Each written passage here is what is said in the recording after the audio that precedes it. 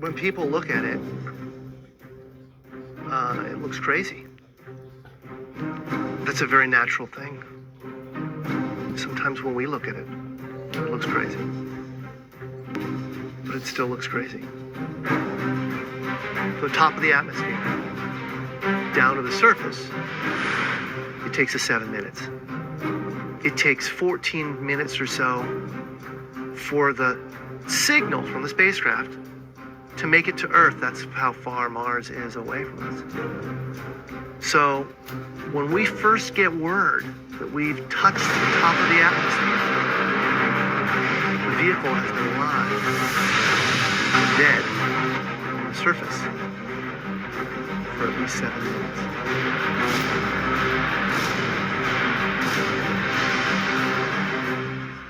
The way we solve that problem is by using the Sky Crane rover. 20 meters above the surface, we have to lower the rover below us on a tether that's 21 feet long and then gently deposit it on its wheels on the surface. As the rover touches down and is now on the ground, the descent stage is in a collision course with the rover. We must cut the bridle immediately and fly the descent stage to a safe distance from the rover.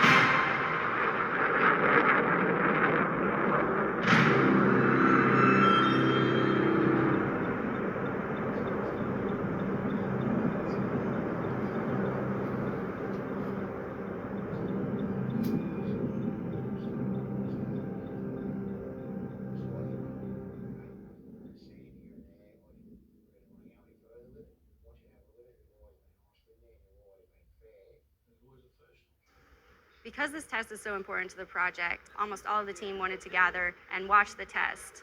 We actually projected it into multiple conference rooms around the lab. Fire.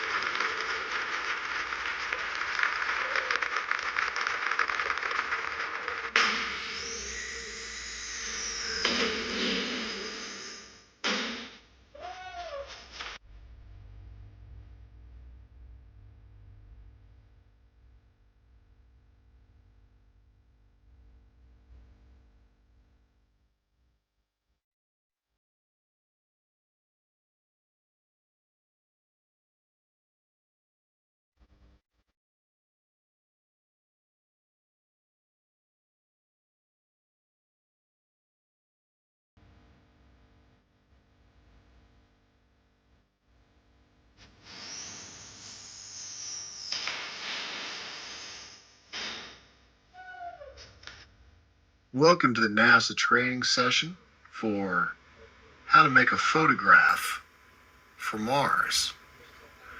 Now, folks, I have to keep giving this training session because we have to keep firing people. We've got very, very easy guidelines to go by.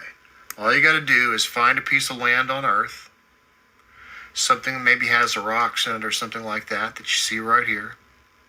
It doesn't matter if it's green, folks, because we're going to make it not green and they'll believe anything we tell them. And what we're going to do is we're going to turn it into something that looks a lot like this. Okay, because everybody gets this wrong, we have to keep firing them. You cannot allow green to show in the photograph. So the first thing that you got to do is you got to go up to your colors and you got to desaturate everything. We're going to give it color, but we're only going to give it one color because that's what these idiots believe, is they believe that Mars is just red. So the next thing we got to do is we got to make the sky look completely fake.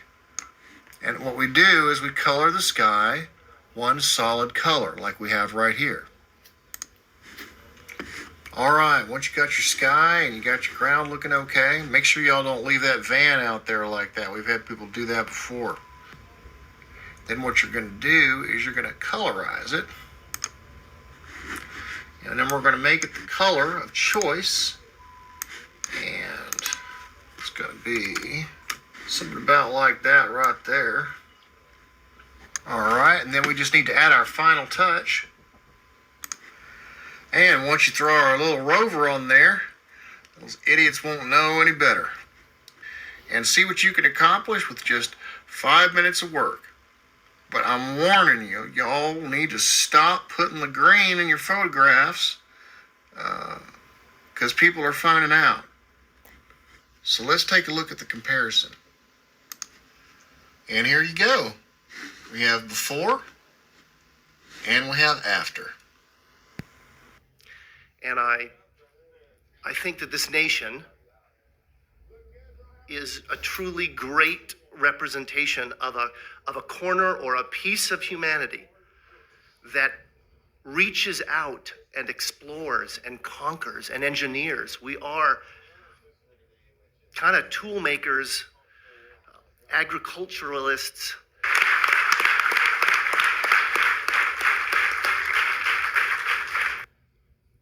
Unrivaled.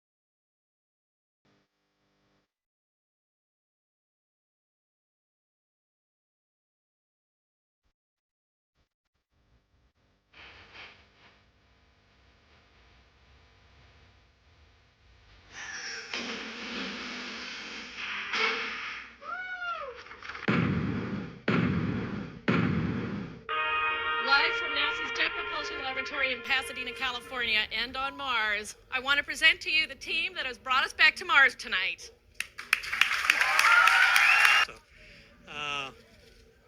About an hour and a half ago, I went outside and looked toward the west, and I saw Mars there, and I said, in an hour and a half, you are going to have a visitor. And the planet smiled, and I knew that we were going to have good luck. Policy, and a guy who was sweating through this, and as he told me a little while ago, he thought he was going to throw up. Well, today on Mars, history was made on Earth.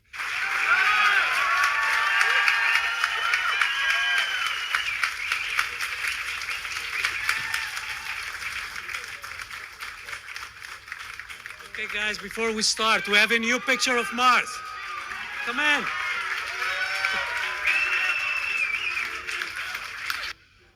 I'm sure all of you want to hear about how things went. Well, tonight was a great drama that was played. I felt like an adventure movie, but in reality, I kept telling myself, this is real. This is real, what's happening, and what a fantastic demonstration. And congratulations to all of you again. Thank you.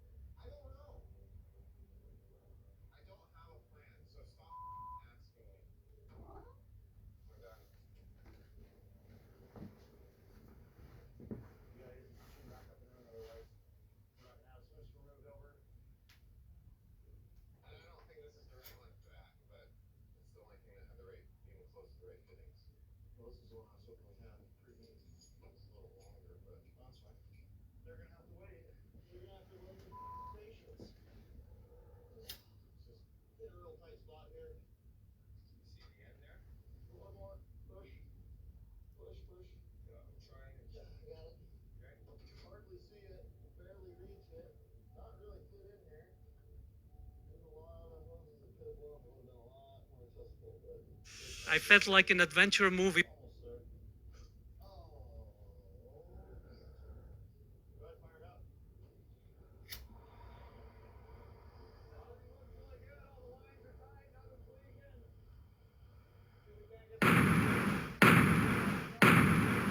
And just think what an inspiration to the young people in the world.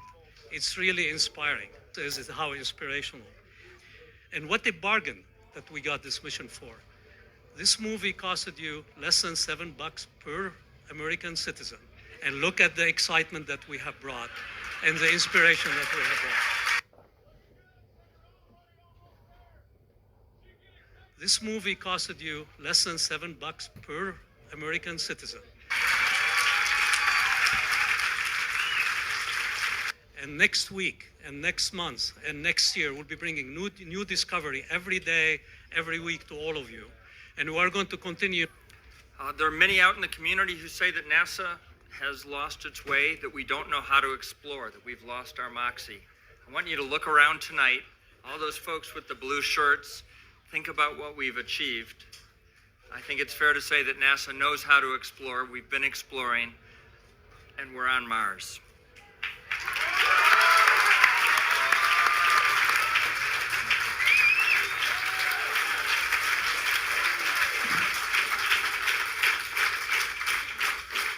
And the rover is made in the USA. And just to stay in character, we've been on the surface for 1 hour, 8 minutes, and 16 seconds.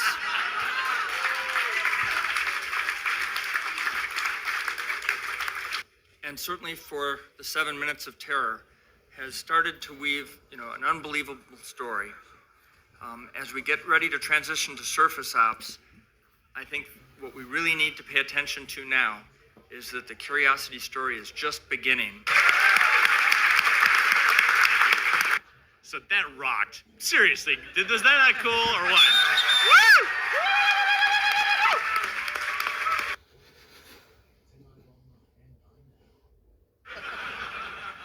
So that rocked. Seriously, is that not cool or what? Woo! Is that Mount Sharp? What can I see there? And all kinds of stuff. And so he's got the keys pretty soon. Not quite yet, but pretty soon he'll have the keys. Yeah, and then here, Dr. Stelzner is been the father and the mother and everything in between of the landing system we've built. So.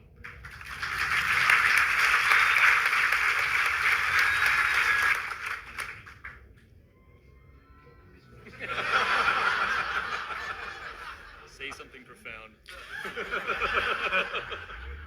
I am terribly humbled by this experience. I, forever, secretly, have felt that I do not deserve to be in the position of leading the team that I lead, because they are certainly in sum and largely by count of individual more capable than I.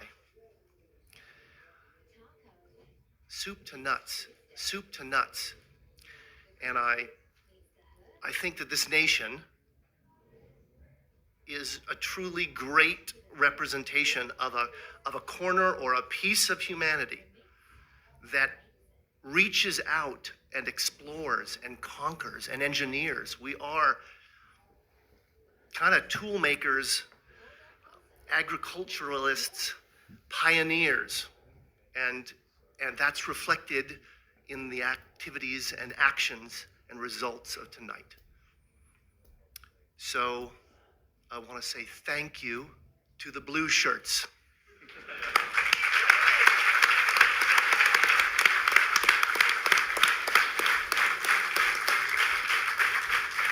Certainly this beautiful theater of tonight, the drama of us all being able to experience it together, unrivaled in the experience for all of us. And with that, really, I have nothing more to say. That picture says it all for me. I think that is the best picture of Mars I've ever seen. The money $2.5 billion. We don't put it in the rover and send it to Mars. We spend it here on Earth. And Charles mentioned at the beginning that this whole enterprise, if you divide it by every woman, child, man in this country, comes out to be the cost of the movie. I know I speak on behalf of all my colleagues in science. That's a movie I want to see. So thank you all.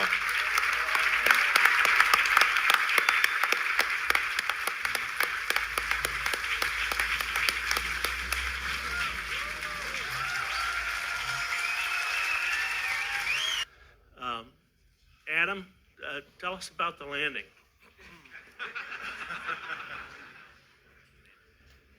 All right, Greg. I can't tell you too much about it. I mean, it looks good. I'm being a little flip. In short, it looked extremely clean.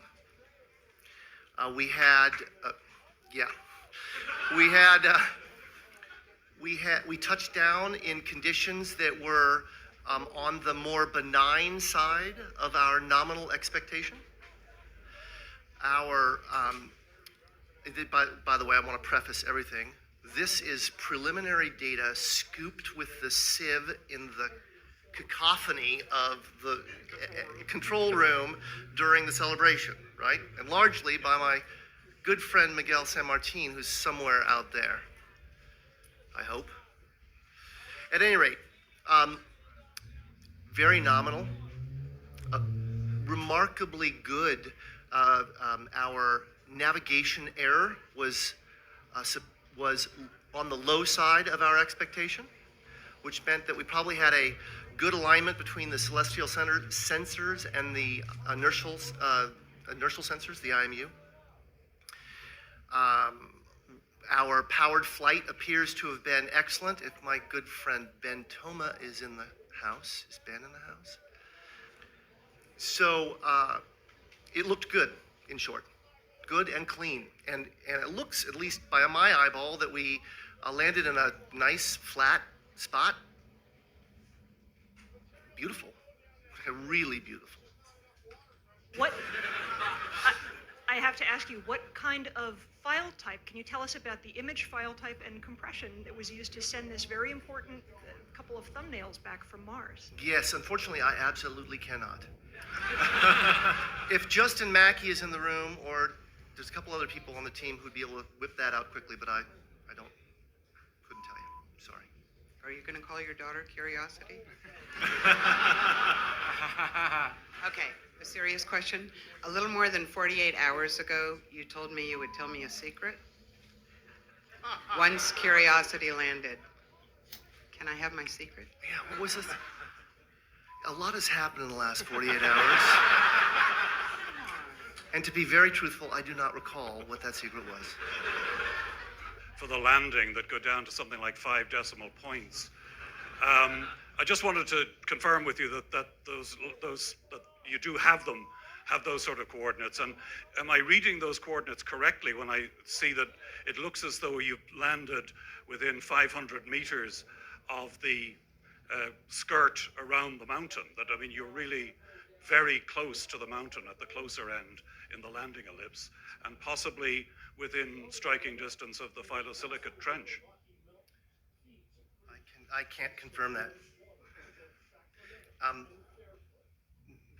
My estimate, I'm looking for somebody. Yes, there's somebody in the audience here who has that in the tip of their noggin. Looking at the picture and trying to figure out from there where we are, I would imagine by tomorrow's press conferences, they should have a better idea where it came down, within a few hundred meters at least, hopefully. Okay, the next question's over on this side. Was when Adam asked for OD 278 and they said, no, we only have 277. What was happening, or was it anything of significance? No. And what a bargain that we got this mission for. This movie costed you less than $7 per American citizen. And look at the excitement that we have brought and the inspiration that we have brought.